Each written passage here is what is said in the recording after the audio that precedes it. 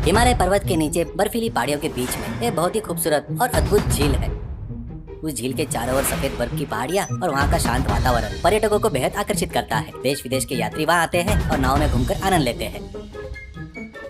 उसी झील में एक अनोखा बाजार भी है, जहाँ तरह तरह की नाव में स्थानीय व्यापारी ताजी सब्जियाँ, फल, चाय और समोसे बेचकर अपना गुजारा करते हैं। उनमें से एक था अंकुर। अंकुर बहुत ही भला, निष्कपट और ईमानदार था। उसने अपने नाव पर एक छोटे से किचन जैसा मैगी स्टॉल का सेटअप लगाया था।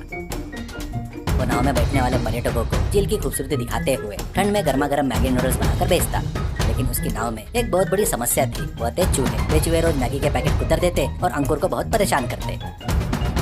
एक दिन अंकुर अपनी नाव की सफाई कर रहा था और मैगी के बर्तन समेट रहा था। इतने में एक चूहा उसके ठीक सामने टेबल पर कूद गया। अंकुर गुस्से से करछी दिखाते हुए, अरे चूहे राजा, तुम्हारे आगे हाथ जोड़ता हूँ भाई। मेरी नाव में जितने मैगी पैकेट है सब तुम ही खा रहे हो। कम से कम मेरे ग्राहकों के सामने तो मेरी इज्जत रख लिया करो। जब वे आसपास होंगे तब मैगी की प्लेट में मत कूदना यार प्लीज। तभी नाव में 4 लोग आए। उनके चेहरे देखने में बहुत ही अजीब और संदेहास्पद लग रहे थे। उनके गिरोह के मुखिया का नाम गब्बर था। वो बड़ी बड़ी मूंछों के साथ काले रंग का कोट पहने हुए था। उसके पीछे उसके 3 साथी सांबा, कालिया और रेजी खड़े थे।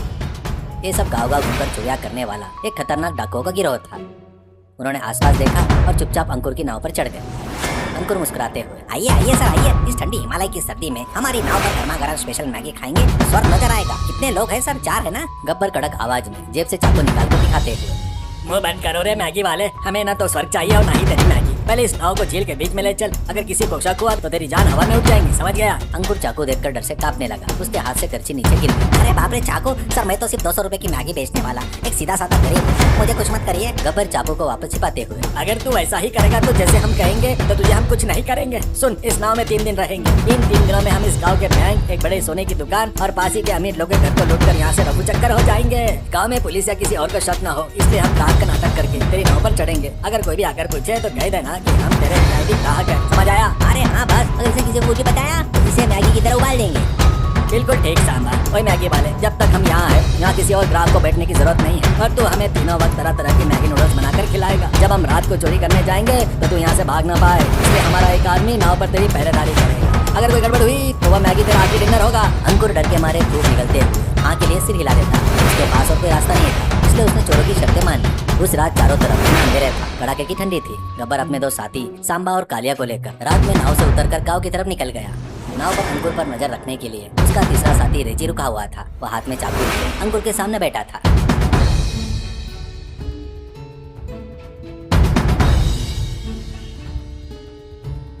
सुबह होते होते गब्बर, सांबा और कालिया एक बड़े से थैले के साथ में हंसते हुए नाव पर लौट आए। सांबा देखा, हमारा प्लान सुपर हिट रहा। उस सोने की दुकान का मालिक सोता ही रह गया, हमने उसका लॉकर खाली कर दिया। ये मैगी बोर्ड का आइडिया कमाल का रहा, किसी को शक तक नहीं हुआ। अरे हाँ बॉस, वो पुलिस वाला इंस्पेक्टर राठौड़ तो अभी तक सो रहा होगा, उसे तो कल सुबह जाकर बात पता चलेगी। और मैगी वाले, हम बहुत थक गए हैं, जल्दी से 4 प्लेट डबल मसाला मैगी लेकर आ, खाकर सोना है, कल रात बैंक भी लूटना है ना। अंकुर ने रोते मन से सबके लिए मैगी बनाई। चारों ने बड़े चाव से वहाँ मैगी खाई और नाव में पैसे का थैला सिर के नीचे रखकर आराम से सो गया। अंकुर नाव के किनारे बैठकर अपनी किस्मत पर रोने लगा और परेशान होने लगा। अगले दिन सुबह गांव में सोने की दुकान में हुई चोरी की खबर सुनकर हर कोई हैरान रह गया। इस केस की जांच करने के लिए गांव के पुलिस इंस्पेक्टर राठौड़ मैदान में उतरे। राठौड़ बहुत ही सख्त ऑफिसर थे, लेकिन उनकी एक अजीब सी आदत थी। उन्हें नए नए फैशन और डिजाइनर कपड़ों का बहुत शौक था। रिटायरमेंट के बाद फैशन डिजाइनर बनना चाहते थे, यही उनके जीवन का सपना था। इसलिए वो कभी पुलिस की यूनिफॉर्म नहीं पहनते। वे हमेशा जीन्स, स्टाइलिश जैकेट और रंग बिरंगी चश्मे पहनकर ड्यूटी करते। उनके पीछे हमेशा उनका असिस्टेंट जुन्नू रहता, जिसे राठौड़ की तारीफ करने के अलावा और कोई काम नहीं था। राठौड़ स्टाइल में अपना चश्मा ठीक कर रहे थे और जुन्नू उनके पास ही खड़ा था। सर, आज तो आपका ये कॉम्बिनेशन एकदम जबरदस्त लग रहा है सर। इस जैकेट में आप पुलिस वाले नहीं बल्कि सीधे बॉलीवुड के हीरो लग रहे हो सर। राठौड़ मुस्कुराकर पोज देते। अरे थैंक यू जुन्नू, यह डिजाइनर मैंने खुद तैयार किया है। रिटायरमेंट के बाद जब राठौड़ फैशन खुलेगा तब तुझे भी एक डिजाइनर सूट दूंगा, लेकिन पहले इस चोरी के गिरोह का पता लगाना होगा। गाँव में इतनी बड़ी चोरी हो गई है और हमें कोई सुराग तक नहीं मिला। अरे हाँ सर, चोर तो बहुत चालाक लगते हैं। हमने तो पूरे गाँव की तलाशी ले ली पर कोई एक चेहरा तक दिखाई नहीं दिया। यही तो बात है जुन्नू, चोर हमेशा हमारी आंखों के सामने ही होते हैं। चलो आज झील की सभी नावों की चेकिंग करते हैं, क्या पता कुछ हाथ लग जाए। उसी रात गब्बर के गिरोह ने अपने प्लान के मुताबिक गांव के बड़े बैंक से सारा पैसा लूट लिया और भारी थैलियों के साथ नाव पर लौटा। अंकुर उन्हें देखकर और भी ज्यादा डर गया। अगली सुबह राठौड़, जुन्नू सरकारी नाव पर बैठकर झील में चेकिंग करते हुए अंकुर की नाव के पास पहुंचे। नाव में गब्बर और उसके साथ आम ग्राहकों की तरह बैठे थे। राठौड़ स्टाइल में अंकुर की नाव पर चढ़ता है। अरे मैगी वाले, तेरी नाव तो बहुत बढ़िया है, खासकर इस टेबल क्लॉथ का कलर सिलेक्शन तो बहुत लाजवाब है। मैं अपनी अगली डिजाइनर में यही कलर अच्छा ये बात बता, तेरी नाव में बैठे 4 लोग कौन है? गाँव में 2 दिनों से बड़ी चोरियां हो रही है, अगर कोई भी संदेहास्पद लगे तो तुरंत बताओ। गब्बर ने चुपके से अंकुर की तरफ चाकू का इशारा किया। अंकुर के पसीने छूटने लगे। अंकुर कांपते हुए, सर ये चोर नहीं है सर, ये तो मेरे वीआईपी कस्टमर है। पड़ोस राज्य से यहाँ हिमालय घूमने आए हैं। 3 दिनों से मेरी नाव पर ही रुके हैं और रोज सुबह शाम मेरे हाथ का ही मैगी खाते हैं सर। गब्बर हंसने का नाटक करते हुए, हाँ सर इंस्पेक्टर साहब, इस अंकुर के हाथ की मैगी इतनी स्वाद है कि हमारा यहाँ से जाने का मन ही नहीं कर रहा है। वैसे आपका ड्रेसिंग सेंस तो बहुत ही कमाल है सर, आप पुलिस वाले नहीं बल्कि बहुत ही स्टाइलिश हीरो लग रहे हो। राठौड़ खुश होते हुए, देखा जिन्न, बाहर के राज्य के लोग भी मेरे फैशन की तारीफ कर रहे हैं। ये लोग बहुत अच्छे ग्राहक है। ठीक है अंकुर, ध्यान से अपना व्यापार करो, हम चलते हैं। हाँ सर, आपके स्टाइल का तो हर कोई दीवाना है। चलिए सर चलते हैं। राठौड़ और जुन्नू अंकुर की बात पर भरोसा करके वहाँ से चले गए। उनके जाते ही गब्बर जोर से हंसा। कितना मूर्ख पुलिस वाला है भाई, मेरी मुझे देखकर भी मुझे ग्राहक समझ बैठा था। ओए मैगी वाले, बहुत बढ़िया कवर किया यार। आज रात अमीर लोगों के घर लुटकर हमारा काम खत्म होगा, कल सुबह ही हम यहाँ से निकल जाएंगे। पुलिस के जाने के बाद अंकुर को बहुत पछतावा हुआ। तेरी की कितना अच्छा मौका हाथ से निकल गया, पर मेरे डर की वजह से मैंने चोरों को पुलिस से पकड़वाया नहीं। मेरी वजह से गाँव वाले की सारी दौलतें लूटी जा रही है। मुझे किसी भी तरह इन चोरों को गिरोह को पकड़ना होगा करके सोचता है। तभी उसकी नजर टेबल के नीचे पड़ी, जहाँ एक चूहा मैगी का पैकेट उतर रहा था। उसे देखते ही अंकुर के दिमाग में एक जबरदस्त आइडिया आया। वो चूहे के मारने के लिए हमेशा अपने नाव के एक डिब्बे में चूहे की दवाई रखता। अंकुर के मन ही मन मुस्कुराया और कहा, अरे चूहे राजा, इतने दिनों से तुमने मुझे बहुत परेशान किया, पर आज तुमने मुझे सही रास्ता दिखाया। तुम्हारी दवाई से इन चारों का काम तमाम करूंगा। रात हुई। गब्बर उसके साथी आखिरी चोरी को अंजाम देकर नोटे से भरी थैली के साथ नाव पर लौटा। आज से हमारा मिशन खत्म। ओए मैगी वाले, हमारे आखिरी बार स्पेशल मैगी बना, आराम से खाकर सोएंगे, सुबह होते ही यहाँ से रफू चक्कर हो जाएंगे। जरूर गब्बर सर, आज मैं आप लोगों के लिए जिंदगी की सबसे best Maggi, eco friendly special Maggi बनाऊंगा। खाकर आपका जीवन धन्य हो जाएगा। अंकुर किचन में गया, उसने 4 प्लेट मैगी बनाई। चोरी छिपे उसने चूहे वाली दवाई थोड़ी तरह उन प्लेटों की मैगी में अच्छी तरह मिला दी। उस दवाई से जान तो नहीं जाती थी, पर उसे खाते ही चक्कर आने लगते और इंसान बेहोश हो जाता। अंकुर ने वे प्लेट चारों को दे दिए और उनके सामने रख दी। वाह, आज तो मैगी कुछ अलग ही लग रही है।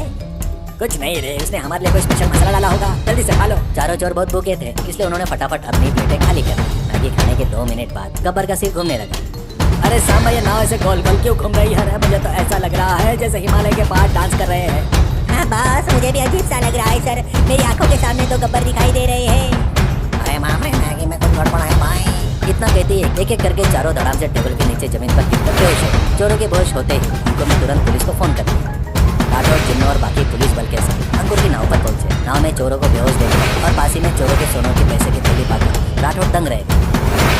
राठौड़ अपना चश्मा हटाकर थैले को देखते हुए, वाह अंकुर, तू तो बड़ा छुपा रुस्तम निकला रे। पूरे गांव को डराने वाले गब्बर गैंग को तूने अकेले ही ढेर कर दिया। आखिर इतना बड़ा देसी जुगाड़ वाला कॉमेडी प्लान तूने कैसे बनाया भाई? सर ये सब मेरी नाव में रखे चूहे की कृपा है। उनकी दवाई से ही मैं इनका खेल खत्म किया है, वरना ये लोग तो मुझे जान से मार देते।